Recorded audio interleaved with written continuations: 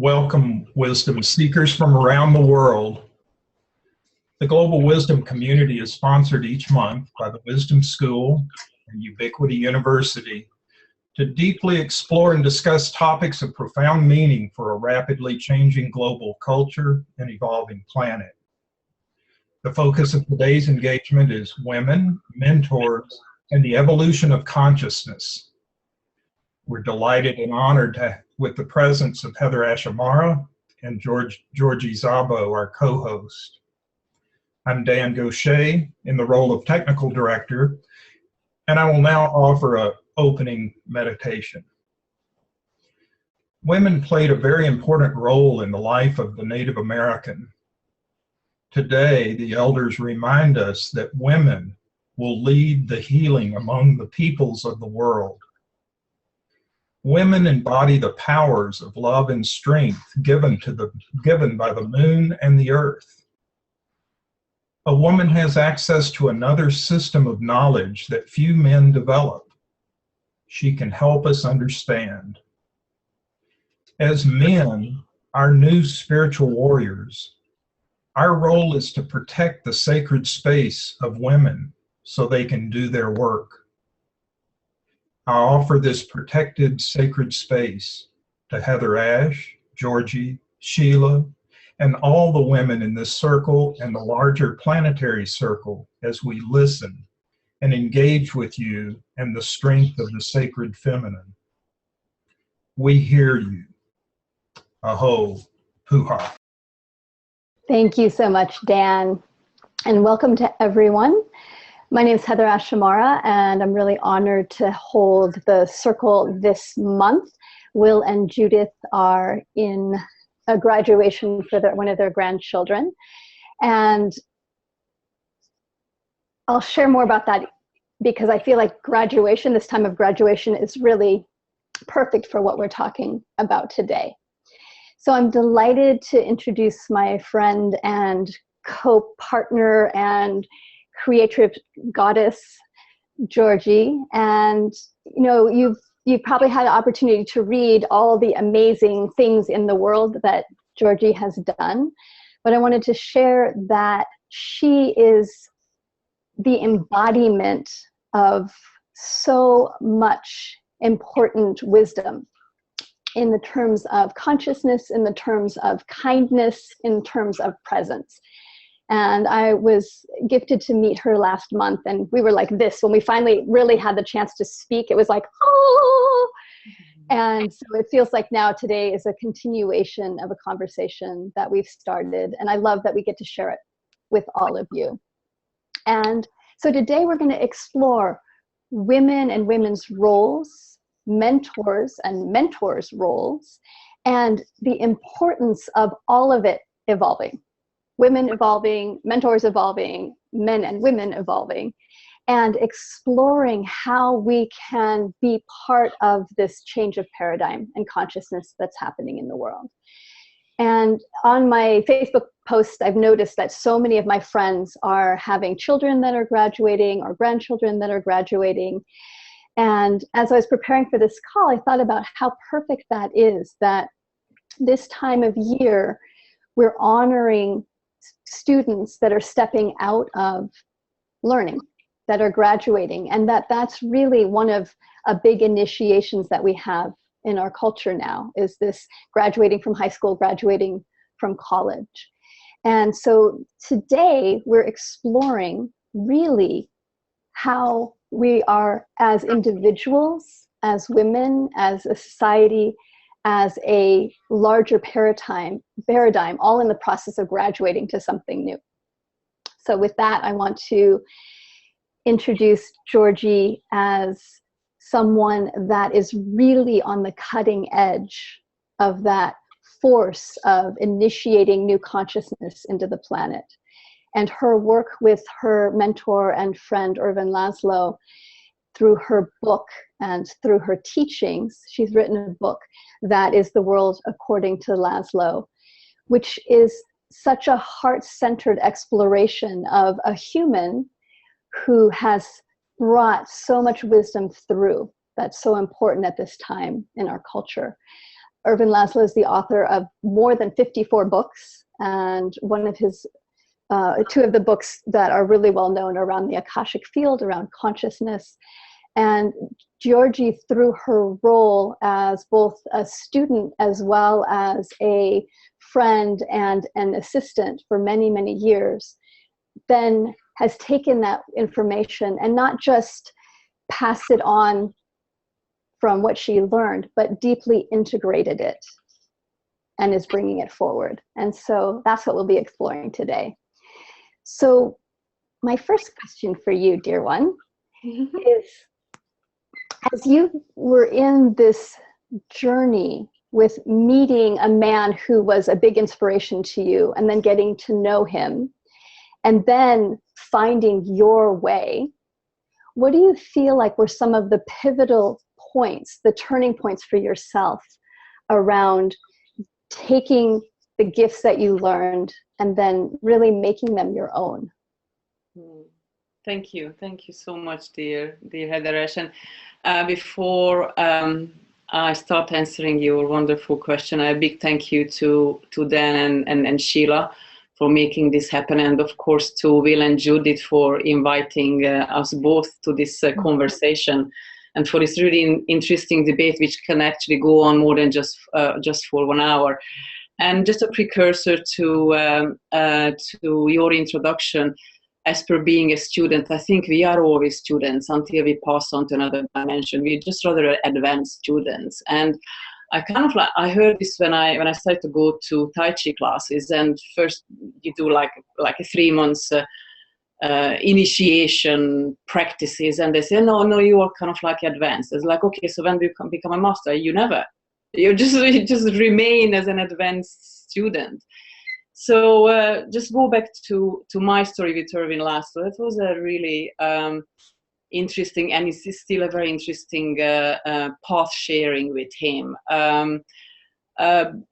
I never really considered that I was looking for a mentor or a guru really in my life. I think because we are always being mentors and apprentices in a circular motions, because we are always learning and then we teaching and learning and we teaching. And of course, gradually we become to different levels and degrees as we acquire knowledge and experiences. With regard to having a guru, Ervin actually never considers himself a guru, which I think is a very wise thing from him or by him. Rather, he's a mentor and a colleague to many. I'd like to share a very deep thought about being an apprentice and a mentor, because I'm sure that you will align yourself with these words. And this is actually from a wonderful book given to me for my birthday by my dear colleague and friend Jim Garrison. And this is by Lama Anagarika Govinda, The Way of the White Clouds. This wonderful book. If you can ever get it, please do so, because it is just full of wisdom and amazing insights. And I found these words in it, which I kind of felt it when I met Ervin, but he put it in wonderful words, which probably I couldn't have. So Lama Govinda, he was looking for a guru, and he found a guru. And when the guru accepted him, this is what he said: if you wish me to be your guru, do not look upon my person as the guru, because every human personality has its shortcomings. And so long as we are engaged in observing the imperfections of others, we deprive ourselves of the opportunities of learning from them. Remember that every being carries within itself the spark of Buddhahood. But as long as we concentrate on other people's faults, we deprive ourselves of the light that in various degrees shines out from our fellow beings. When searching for a teacher, we surely should focus for one who is worthy of our trust. But once we have found him, we should accept whatever he has to teach us as a gift of the Buddhas. And we should look upon the Guru not as one who speaks with his own voice, but as the mouthpiece of the Buddha, to whom alone all honor is due. Therefore, if you bow down before the Guru, it is not the mortal personality of the teacher that you worship, but the Buddha, who is the eternal Guru and who reveals his teaching through the mouth of your human teacher, who forms a living link in the chain of the initiated teachers and pupils who will have transmitted the Dharma, etc. So there are even greater wisdom in this book. So I just thought I wanted to share this with you because I really felt working with Erwin Laszlo was as such that he was teaching not just universal wisdom to me, but as a person as well, like being close to his wife, his children, himself, and throughout the years, which been, I think, around like 8 or 9 years, I've been working close to him. I felt that I was almost like a sponge. I was just taking in so much. I was taking in really the way he is, the way he responds to everything around him, the way he actually acquires knowledge, or the way he downloads knowledge, the way he actually verbalizes knowledge, the way he communicates with people, that how actually he works on different ideas, how he elaborates certain thoughts. And there came a time which was a very gradual process that I felt that I was really kind of like bored with the mundane tasks of being an assistant to him. I really felt that there was something almost overflowing within me that I actually wanted to pass on, something that I learned. And constantly I was asking myself that what is really my role with him? Is it really that I am learning really from him? But I do not believe in just like a one-directional exercise. I do believe everything is bidirectional. So he was teaching me not just wisdom, philosophy, and how he is himself as a human being, but at the same time, I was giving the me to him that made him better. So that's why I feel that everything is this master-apprentice kind of relationship. It is always intertwined with lots of other multidimensional aspects of one's being. And it really did come a time when I felt that I really wanted to do more. And I really felt that I needed to almost take a different path, not away from him or leave him. I don't think that you can leave anything anyway. It's because that the essence of somebody is always with you, really. So I thought that I need to really find my own voice, or rather through my voice I need to verbalize what I have learned throughout the years with him. And it is really not repeating what he is saying. Partially that's what it is. But I realized throughout going to hundreds of conferences with him that people were really, really getting what he was talking about, but they didn't know how to manifest it. Yes. And having worked and spoken with Barbara Marx Hubbard, who is an amazing divine feminine, that probably our generation's task is how to manifest those changes these wonderful messengers are talking about. And I do consider Barbara and Erwin and lots of others who are really galactic messengers. They are here to pass messages on. And those of us who really understand it, we need to almost like translate it, interpret it, and put it in a different context and passing it on to people by really leading by example, because I think that is the most credible thing to do in one's life. I feel that it is really who I need to really live by it. What is that conscious evolution? What do I mean? It is the divine feminine that I need to bring up within myself and possibly passing it on to other people. So this is where I would like to go in our conversation, and of course we can go to lots of different directions. Beautiful. Yeah. It's so perfect, because it feels like what you're saying is that we're all in relationship with each other and teaching each other and evolving, and that there's also something really, I'll say special as a word, of when we have the opportunity to spend time intimately with someone that is such a big messenger in the world, and get to see the places that they live it, and also the places that they struggle. And that I feel like is crucial. I've been blessed to have studied with Don Miguel Ruiz for many, many years, and to really be part of the family. And that's something that I felt in you as well, Georgie, is there's that sense of it's family and how important the family is. And that it's the whole unit, not just the one individual. And that really, when we look at it, the biggest picture, it's the whole unit of everything in the cosmos. And it's all dancing through all of us in different ways.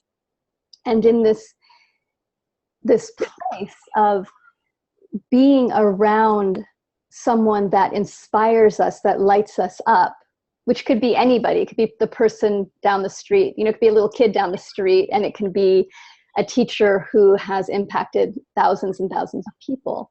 But that there's that place of receiving the gift, and also receiving the gift in such a way that no one is better than us or worse than us. Because that's where I see we get into trouble in the old paradigm. The old paradigm is there's the guru, there's the teacher, they're untouchable, I'll never be like them, they're so high up here. And then I see the pain that people cause themselves when they realize, oh, there's actually a human there. Yeah. And in the old paradigm, well, then I have to destroy that person. Like I have to then push against that person to differentiate. And what I see in you and in myself is that there's so much respect and gratitude that we were able to differentiate, not from I have to tear this person down or I have to be completely different and leave them, but to recognize this person is part of me, I'm part of them. And the differentiation is that out of so much love and so much excitement of how can I take everything that I've learned and digest it and then hold a hand out to bridge for other people, and to make it, like you're saying, really practical. Because I feel like we're bridges. All of us are bridges. And what we're bridging to is the concept to the embodiment. Also, what I would like to say to this message, every single word you said is so true and resonates with me fully, that one of the greater gifts I was given by Erwin was really the discovery of myself by myself, and by the help of, obviously, by him and lots of other people. So I think that is one of the greatest role of a mentor, of let you be and let yourself discover who you are, and not to confine you, not to limit you, not to put you in a cage, not to make you service of him or her or anything else. And that was really wonderful, because constantly that's what I recognized, that when I was asking questions from myself, that so what am I to do in his life? What can I give him really?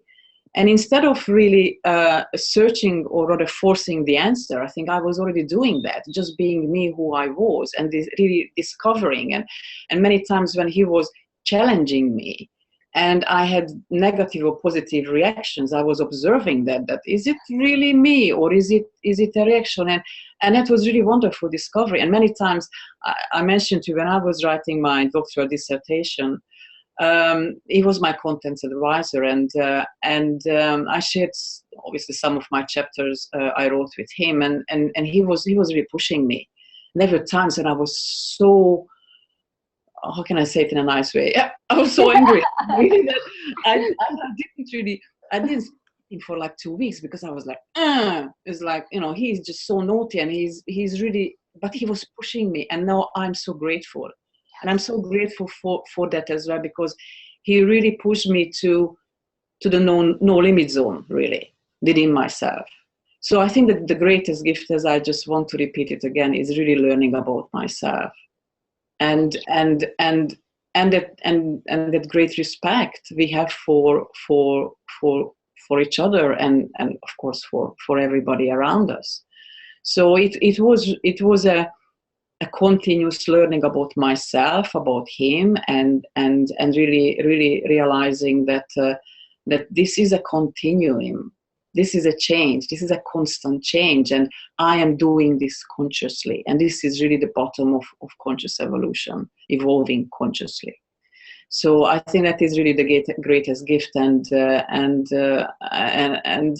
really throughout the days and the weeks and the months, I see within myself how much I would like to pass on what he taught to me, and what I realized by that teaching, because it wasn't like a teaching that, okay, let's have a class and we sit down and then he was telling me things. No, it was really like living it. Yeah. Just like probably for you as well. And it was everything. It's a fusion, like what Lama Govinda was saying is that don't just kind of like, if you take the guru, you need to take the person as well, and not being judgmental, because that is not in our job description anyway as human beings. Don't be judgmental, because then you're judging yourself really, and it's the way you can and one should judge anyway.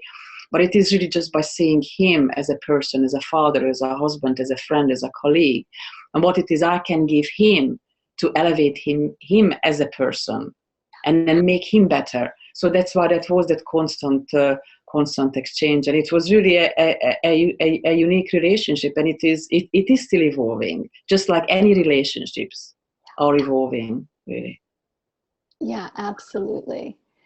And that piece that I feel like one of the things that I've struggled with as a woman is noticing that I'll still have a tendency when I get around powerful men to say, oh, well, they have the power and I don't have anything to offer. Mm-hmm. And even though my head's like, that is so silly, I sometimes catch myself falling into that role. Mm. And it was so wonderful working with Don Miguel, because what I got from him, I feel like the main gift was his unconditional love over and over and over again, regardless of what I was doing and how I might have acted out or made myself smaller or been in struggle or gone into conflict with him, which I definitely did. He would always come back with just that steady, unconditional love. And that allowed me to bring it to myself. Yeah. And to anchor it, just like you're saying, it's like I then found myself from that holding in that mirror. And I feel like that's so important for all of us to do that. So there's I have two threads going simultaneously. So one is that we want to call in the friendships, the people in our life, whether it's mentors, friends, and that all these separate labels, we're starting to break apart, which is good. We want to break them apart and to start to open up. How can we be in service to each other? And start taking the labels apart. And that one of the keys is respect, that we deeply respect each other. And we also deeply respect what we have to give as well.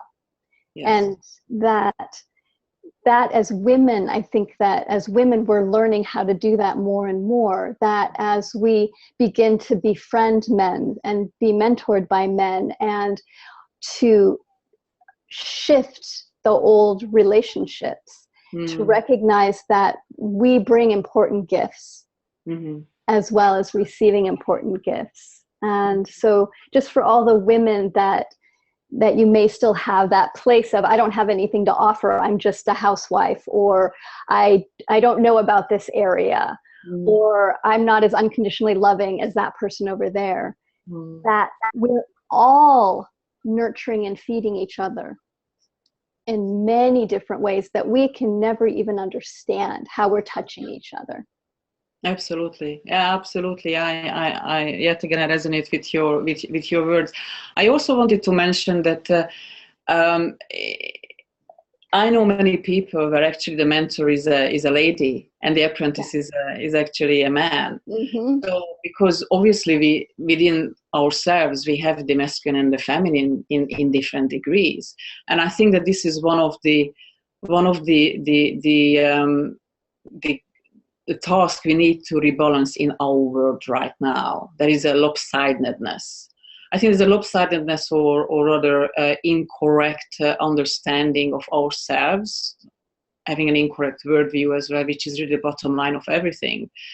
So I think it is crucial that we develop and harmonize the inner masculine and feminine within. So I don't think that the how can I say it?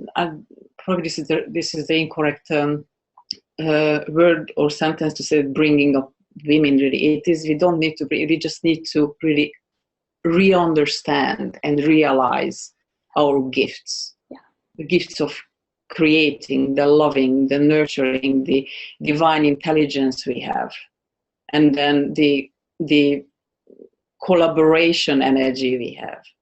I think this is what, and I can see when I'm just really looking the global news that in Brazil, in India, in several parts of Europe as well, that women are getting together and standing up for themselves. And I think that this is almost like a natural and organic tendency that is happening, that when enough comes enough, and then the change will really happen. And then it will gather force.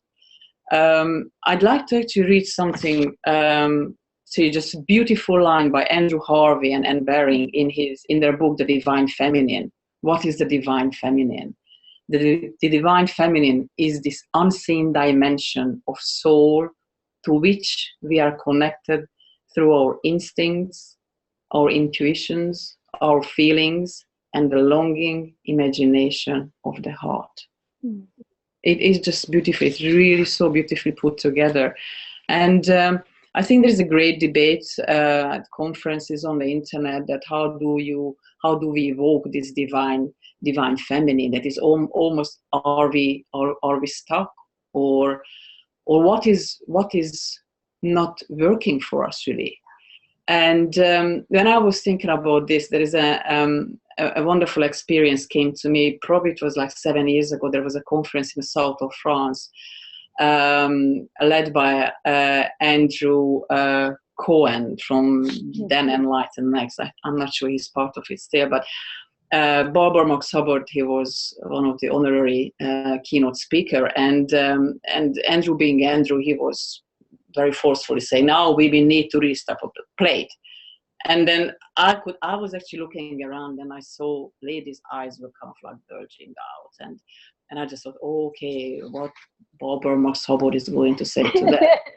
She was so calm and so cool. And she just said, I'm not going to step up onto any plate in such man's world. And I was like, yeah.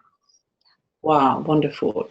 So I'm not blaming, and I don't want to blame man for having arrived to such state of the world, because everything takes to tango really. It takes the ladies as well as men, and it takes collaboration to get us out of such situation, really understanding of who we are. And I think that's why it is so wonderful having mentors who helps us to understand. Maybe not everybody's path contains a wonderful mentor, maybe so many small little mentors, but it is really about self-recognition, self-understanding, and self-realization. Then you can help the other. It cannot be the other way around. It is really, you need to get to know yourself. Who are you? Who are you as a soul? What is your job to do here? Because I believe that we are put on this planet for a special reason. Your reason is different to mine, but you need to realize that. Maybe for some it is just to give life to babies, and maybe that baby, one of that baby will be the one who will start the domino effect for conscious evolution, or for whatever else. So just the recognition of that, and not really acting like a robot in this world, because we're not robots. We are amazing souls. So let's live up to that. Let's live up to the name that we're humankind. So let's be kinder to each other. So beautiful. And it's an interesting time right now, because like I feel like I have a bigger picture around seeing how humans are completely equal, that there's no difference, that we're all consciousness. And so that's the eagle view. And I remember arguing with my publisher a little bit, because he's like, okay, now that you've written your book, Warrior Goddess Training, now you need to work with just women and do workshops with just women. And I'm like, do I have to? Like, can I work with everybody? And he's like, no, you really need to work with women. And I felt into it, and because part of me is like, I don't want to not work with men. I love working with men, and we're all the same. There isn't a difference. And as I felt into it, I realized women really need some particular pieces and support, as I also believe men also need some very particular support right now as we're in this transition, as we're unlearning what we've learned. And so there's a way, sometimes it feels awkward to me because I'm separating. Where in my heart, I know that there's no separation. But I feel like that's part of the paradigm shift right now, is in order for us to heal, there needs to be this conscious, let's separate it out, heal the pieces that need to get healed so that we can come back together again. And that whether that the community that we're drawing on is friends or is mentors, or we have a particular person, male or female, that's helping guide that, there is an importance to that piece right now. And for us to just remember, we're bridging a lot of changes. Absolutely. And so please go on. It's wonderful. It just takes that conscious awareness of holding so many different pieces simultaneously. And I feel like that's what we're all evolving into, is being able to hold the smallest microcosm as well as the hugest macrocosm simultaneously. Yes. I think you mean many exceptional points, one of which I would like to reflect upon is that how men need just as much guidance, support, and help than we do. Because some of this power struggle, the crimes seemingly committed by men, there is that stems from fear, from insecurity, and I think this is where we can and we need to work together. We have to anyway. There are these two genders are put on this planet for a reason. So let's rediscover that reason. And history helps us for sure, but at the same time, we are writing a new history. And why I'm saying that the elements and of our time is so different that it was 10 years ago, 50 years ago, 200 years ago. Lama Govinda said in one of his books that if Buddha actually came back now, he would probably teach us differently than he did when he did his teaching. Because the wording, the interpretation, everything around us changed so much.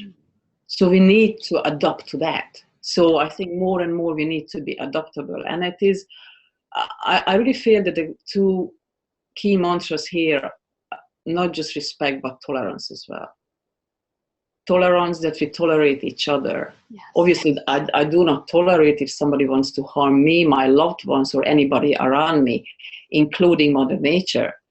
But it is tolerating that something that I may not like, you like, but it's still okay as long as it's not harming anything or anybody around us. Mm-hmm. I think that's why tolerance is another key word here that needs to be exercised on a daily basis. Absolutely. Yeah, respect, tolerance, and then there's also, I would add into that mix, there's so many words to add into that mix, but one that just came to me is around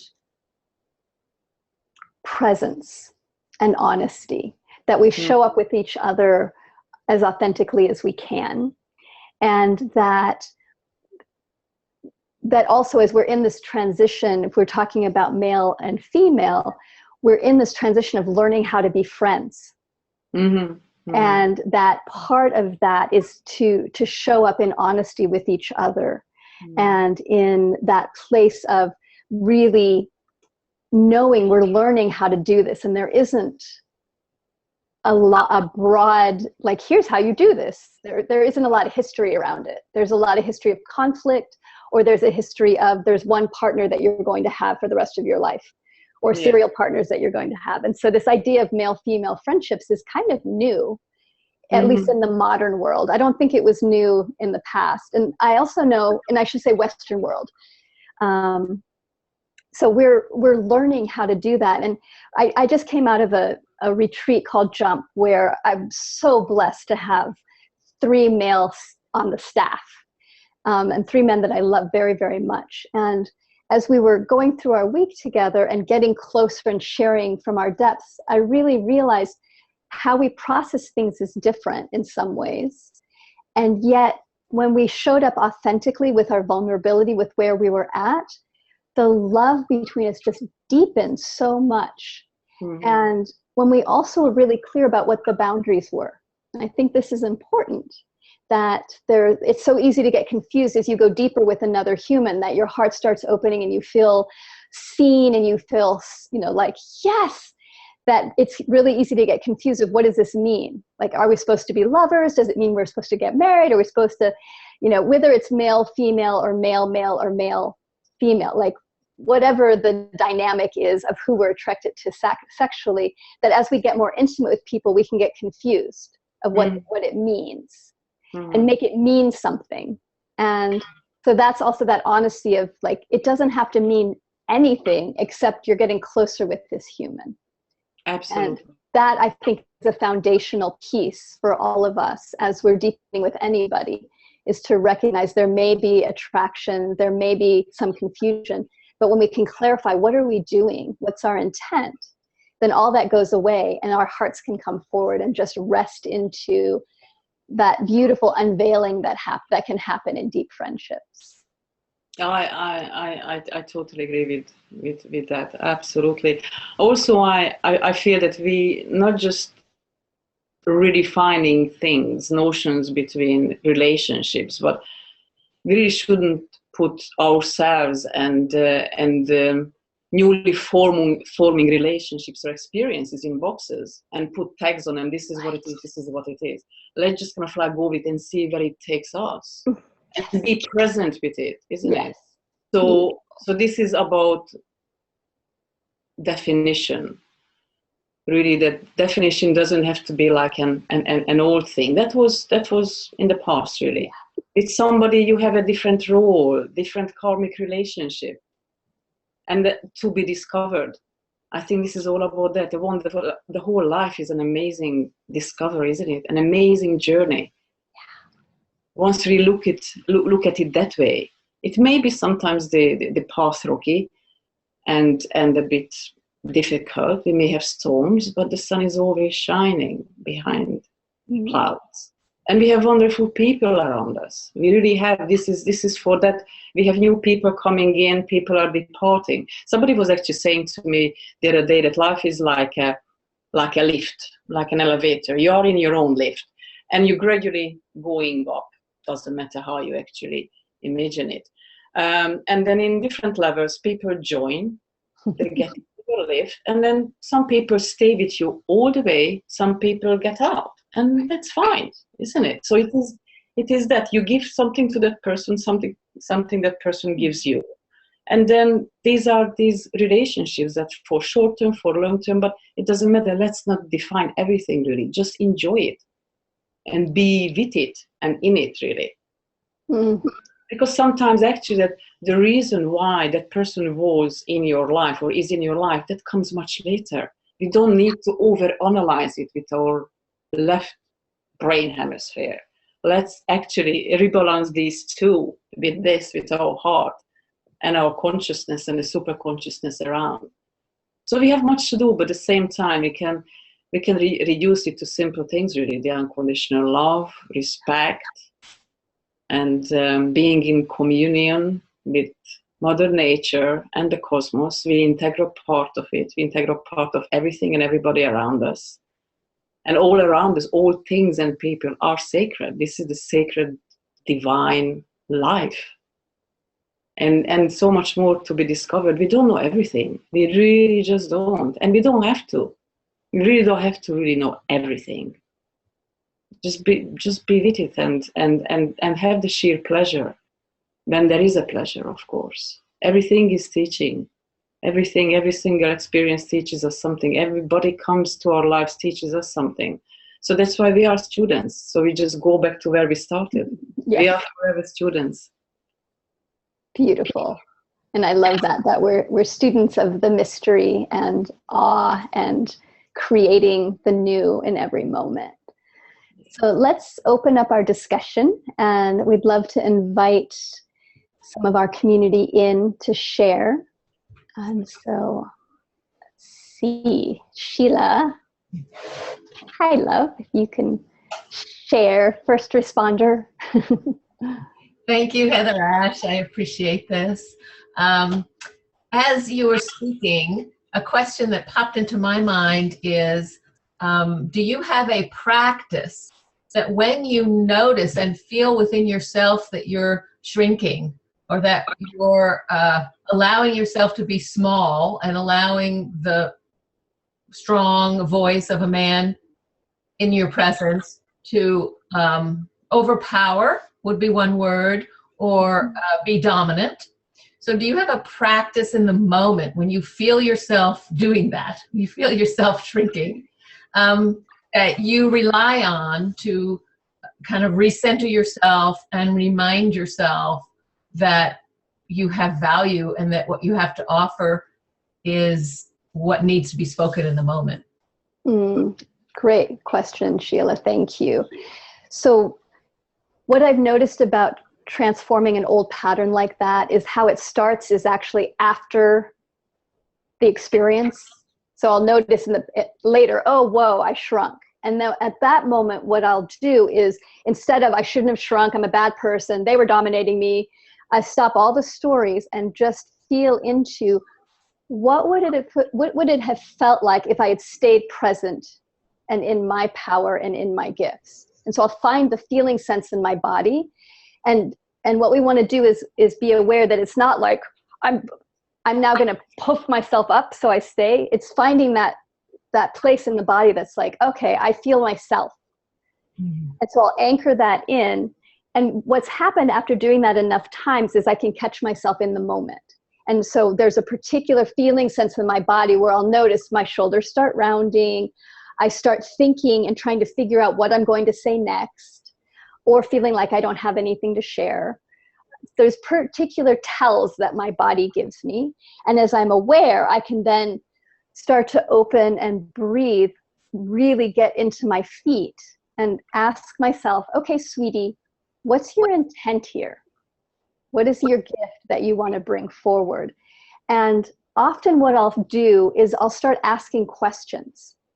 And that's what I found works for me, is I'll start asking the other person good questions that I'm actually thinking, that I'm curious about. But it then flips it from me just kind of being passive, which is the old pattern, to me engaging. And then from that question asking, I find myself finding myself again. Nice. So nice. Thank you. Yeah, thank you, Sheila. And we have a couple of hands up. So Dave McQuarrie is one, and Serena. So Dan will pull them in. Here we go. I'm interested in the comment from Georgie. Georgie, I don't know if you remember me. I sent you my dissertation on acedia about a year ago. In the interim, I've been more and more engaged in trying to understand what to do with power. And two things have really influenced me, or three things really.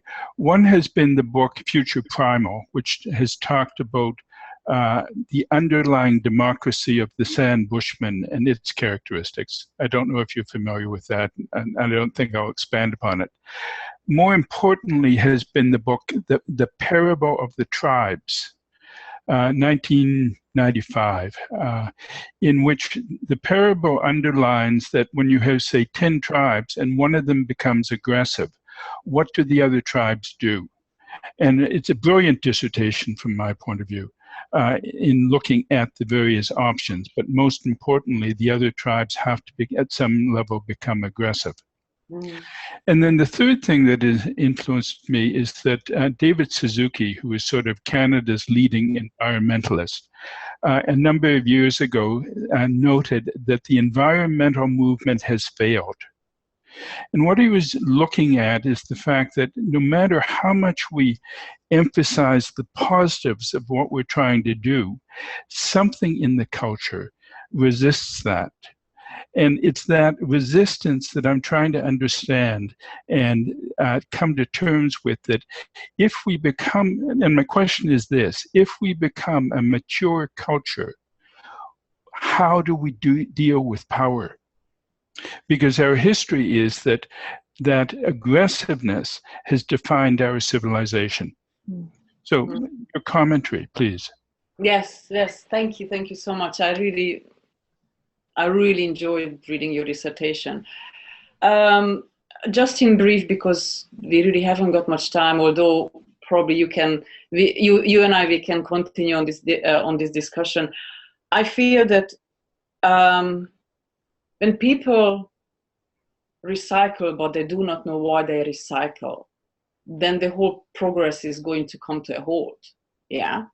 Right. So why all the movements, not all of them, but some of the sustainability movements didn't succeed? I think because the underlying worldview was incorrect, or rather they didn't know why they were doing what they were doing. So I feel that one of my role in my life, or probably the strongest role I have in my life, is to make people understand, or rather explain, that correct worldview what Erwin Laszlo talks about as well. And not just Erwin Laszlo talks about it, but lots of others. So the indigenous tribes and the Eastern traditions and so forth. So I think until predominantly the Western civilization, or the Western Hemisphere civilization, do not understand this worldview, every kind of like sustainability movement is going to fail. Yeah, because everything springs from that. Just look at yourself. What do you believe in? You are guided by your beliefs. Everything what you do in your life, it is because what you believe in, isn't it? Yeah. Yeah, I would like, we need to continue that discussion. And also when you say that once we have a mature society, then we still have power. Well, I think, yeah, that's a long discussion as well. That once we have a mature society, I think the masculine and feminine is balanced out as well, or more or less, much more balanced out that it is not right now. Yeah. So many thinkers say, including John Elgin, that the level of our consciousness is like a teenager as a humankind as a whole. Yeah, that's why we are where. Totally agree. Yeah, so this is we need to raise this. And how do we do that? Yeah, of course, apply our consciousness, but how do we do that? It is really the understanding of that what kind of world we live in. Does this work for us? Obviously, what we have been believing up until now, it came to this disaster what we have, and it is going to continue until, as long as we do not change our practices. And then the practices come from our belief system. Yeah, and the belief system is our worldview. Yeah, yes. It doesn't have to be attached to any religion, because my parents, for example, they do not believe in God. Yet everything is organic around in their garden, and they recycle. They care about bugs and plants and the butterflies and everything else. Yeah, so that's what I mean. That it doesn't have to be a certain religion, but I think that we have so much to go in terms of our evolutionary process. Indeed. Okay, I certainly would like to continue the discussion, and I'll arrange to contact you separately. Absolutely. Thank you. Good. Thanks, Dave. And then we have a hand up with Serena Hars, and then Amy Bloomshine has a question that she texted. So I'll read that in a moment. Let's bring Serena in first. And I'm sorry if you guys are staring at something odd because I'm driving. So I've been struggling a little bit with the masculine-feminine dynamic and sort of the like warrior goddess path and the Toltec teachings, I think, because a lot of men have been drawn to me lately in terms of working with them with warrior goddess training. Mm-hmm. And it was interesting hearing you talk about the separation, I guess, if we do work on our own. And so I'm kind of curious if you could just elaborate a little bit on the needing to separate between men and women, or maybe any suggestions as to where we need to go from here, if that makes sense. Yeah, great question, Serena. Thanks. So I love it that you have men that are wanting to learn Warrior Goddess, because that's the secret, is that all of it's for everybody, truly. Of so many of the teachings, we can say, oh, this is just for women or this is just for men, but we can always, always, always learn from each other. So follow that. Okay. Whatever's coming your way. And I think this is true for all of us, that we can consciously create separation. And I think that that's really valuable. And then we also enter the world and see what we're being called to do and what's coming and what's needed. And that we can decide in our head, this is what it's going to look like. And we also need to show up with what's needed. What is the universe asking of us to bring forward? And that's going to be from what your tribe is requesting, basically. So for all of us, as we're exploring how we bring our gifts into the world, that there's times that it's appropriate that we create groups that have specific focuses. And I think at the same time, we also stay really open to who's coming to us and what do they need. Okay. Yeah, thanks, Serena. Thank you. Yeah. And Amy asks a great question. So she writes, I've noticed that men seem to need to prove themselves. Do they need to prove that they are higher on the hierarchy than women? What is this innate inadequacy so many feel? Is it external affirmation that is sought by other powerful men? How can we seek evolving consciousness?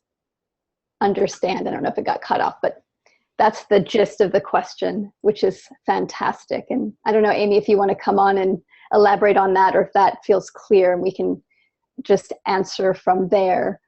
And I feel like all of us, when we're working from that old paradigm, feel this need of, I have to prove myself, I have to be right. And that's a way that we then feel validated or feel like we're useful or feel like we're needed. And,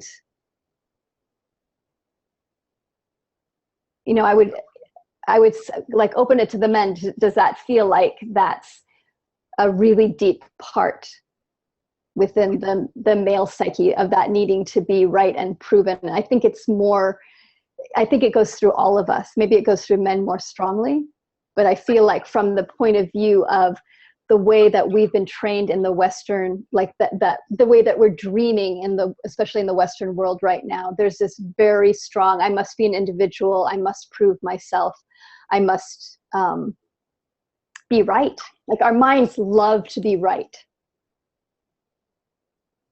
And so that's the place that each of us to come back to when we see that reflected on the outside, to remind ourselves, where am I trying to be right? Or where am I trying to prove myself? Heather, may I offer just yes, like please, and I was going one thought to here. invite you in as well, for sure. I agree with you that it is not just men, that most of us really are seeking for approval. And when we want to prove something, we want approval. So we really want something from the outside world, which really that approval should come really from within. So lots of this we want to prove something that comes and stems from insecurity, and I think that is the key point here. And then just circle back for one sentence, and I would like to hand the word to Anne Baron, because she's on a call, and I would like to hear a few words from her. Just to go back to the definition, that who defines us? Is it the outside world? Is it he or she or somebody else on the street or in my family or in my greater community, or is it me who define myself? Yeah, and I think this is what it is. That's why there is this great insecurity in people, not just in men, but I think in women as well, and the fear as well, that really just to get to know who you are, who we are. So that's where I would like to just stop and then and hear from Anne a little bit. I didn't know how to do this new technology, but I would like to say that I think that we're deeply insecure because we don't realize that we're in a sacred order. We don't realize that we're cosmic beings temporally on this planet. And if people could to raise the consciousness of the whole of humanity the most important thing would be to move beyond all beliefs, religions, or whatever, and just realize the sacredness of where we are and who we are. And that would give us a sense of our own value and our own identity and our own role on the planet. That's what I feel. So thank you so much for both of you, what you've said. It's been very nourishing to me. And I think men are perhaps more deeply wounded because they've had to live the pretense of being more powerful for thousands of years now. And this has deeply injured their true nature. And women can help them to rediscover that true nature, I think. Thank you so much. Thank you so much. Beautiful. And that is such a beautiful synthesis, that when we let go of all the labels, when we let go of all the thoughts of who we should be, what it should look like, and are willing to go deeply inside of ourselves, to recognize that we're part of everything, that we are each this incredible manifestation of the mystery of consciousness, of communion with the divine, however we want to label it, that it's the transformation that we're in is going back to, I believe, what humans have known for thousands and thousands of years before we forgot, and now we're remembering again, which is that we're all connected, we're all valuable, we're all a piece of this incredible, mysterious force, and that we're all coming back home again to the place that we know, but we've forgotten. And Georgie, any last shares as we start closing? I'm going to go check the chat one more time. Thank you. Well, you and Anne and Amy and the rest of the group, we all said wonderful things, just as a repetition that life is a divine order and we are divine order. Yeah. I love that. Thank you very much, Heather Ash. Absolutely. And I just saw, so Amy writes, I want Anne Berry to know that she has been deeply nourishing to me too. And Tricia agreed. So I just think that's very sweet. And I saw that we had, do we have time down for one more question? What do you think? Sure, go right ahead. Okay. So I saw that there was another hand up. I have to go find where that is. Participants. So Dr. Warfield, so Janet had a hand up.